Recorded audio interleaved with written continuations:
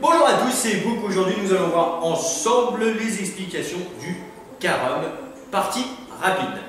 Alors, tout d'abord, le carom se constitue d'une planche en bois plate avec un contour. Celui-ci est un carom artisanal fait par des collégiens.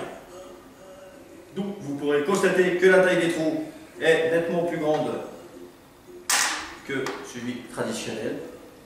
Il se constitue de plusieurs jetons. Le palais, les jetons blancs, les jetons noirs et le rouge. Sachant que chaque couleur, noire et blanche, doit avoir 9 jetons pour une partie. Donc le carom peut se jouer à 2, face à face, ou à 4. Tous les 4 sont en point. Chaque joueur a une ligne de jeu et une seule. Alors, pour jouer, il faut placer le palais sur les 2 lignes, obligatoirement. Très important. On n'a pas le droit de faire comme ceci, on n'a pas le droit de faire comme ceci non plus. Si on veut jouer à partir du rond, c'est obligatoirement sur le rond. On ne peut pas faire comme ça non plus, comme ça non plus. Alors, il y a donc 2 manières de tirer, voire même 3 d'ailleurs. Mais pour ceux qui sont en avant, il y a donc Pichenette. Comme ceci. Ou à la poussette. C'est-à-dire qu'on ne se sert pas du pouce, on fait que pousser. Pour jouer en avant, parce que des fois, il est possible, on verra ça plus en détail tout à l'heure, que les pions se retrouvent derrière votre ligne de jeu. Donc vous serez obligatoirement obligé, c'est pas mal, de jouer avec le pouce en arrière.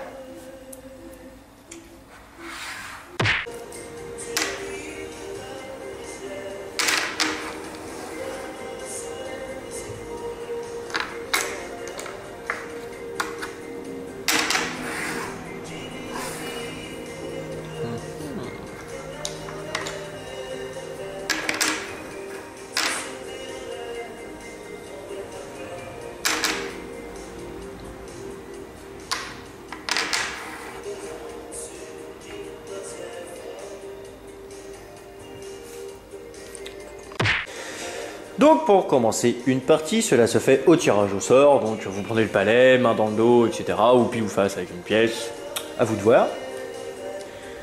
Donc le joueur qui commence casse, comme au billard traditionnel. Là, comme vous pouvez le constater, il n'y a aucun pion de rentrée, c'est-à-dire que l'autre joueur, donc en l'occurrence moi, joue. Si je rentre une couleur, j'aurai cette couleur à rentrer jusqu'au bout. Si je me loupe, c'est à Fabien de jouer, et ainsi de suite. Et maintenant, on va vous montrer les mouvements. Donc, je casse. À chaque tour, si un joueur n'a pas marqué de pion, c'est à l'autre de jouer. Et à chaque fois, on se replace comme ceci, sur notre petit truc. Donc là, par exemple, je vais jouer la facilité. Je vais faire un coup en arrière. Que je foire. Logiquement, il y a une pénalité, mais comme il n'y a pas encore de couleur de sortie, il n'y a pas de pénalité. La pénalité, c'est quand le palais rentre, on doit remettre un pion de sa couleur et le ressortir, et le remettre sur le plateau de jeu en plein milieu. Là, il n'y a pas de couleur. Donc c'est à moi de jouer. Je reprends mon palais, je le place où je veux sur ma ligne. Si je décide de jouer ce pion-là, je suis obligé de le jouer avec le pouce. Si je décide de jouer les noirs, bah, je joue... enfin, voilà. Il faut jouer. J'ai marqué, je rejoue. Le but du jeu étant de rentrer maintenant tous mes noirs et de mettre le rouge à la fin.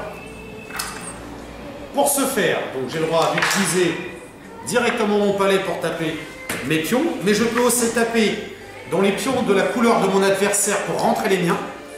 Je peux aussi taper dans le rouge pour rentrer mes pions. C'est assez risqué, mais on a le droit. Mais petit exemple, pour rentrer ce noir là, je vais tenter de le mettre avec ce blanc là.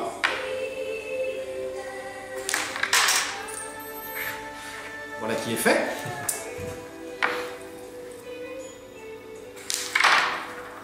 Ce qui est encore fait, c'était une autre manière.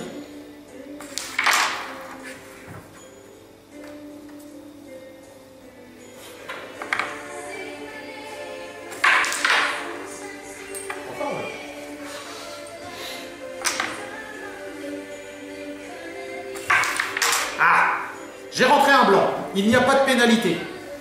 C'est tant mieux pour mon adversaire, tant pis pour moi. Je lui ai mis un pion, je passe mon tour, c'est à lui de jouer.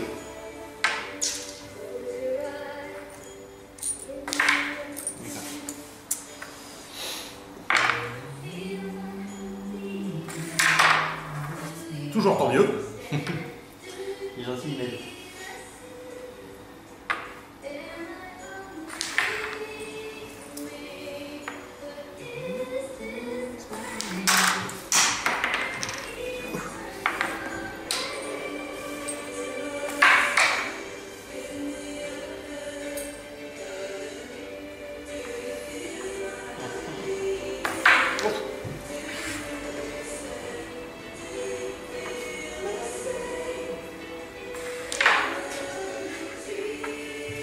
Je rappelle quand même au cas où que ce sont des règles simplifiées.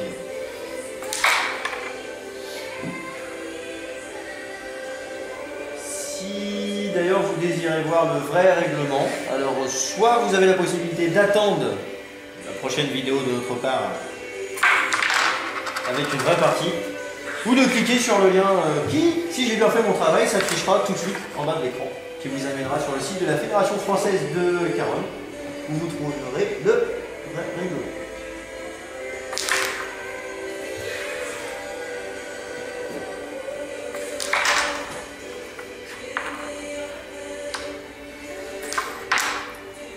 Et voilà. Donc la victoire est écrasante, hein, j'ai envie de dire.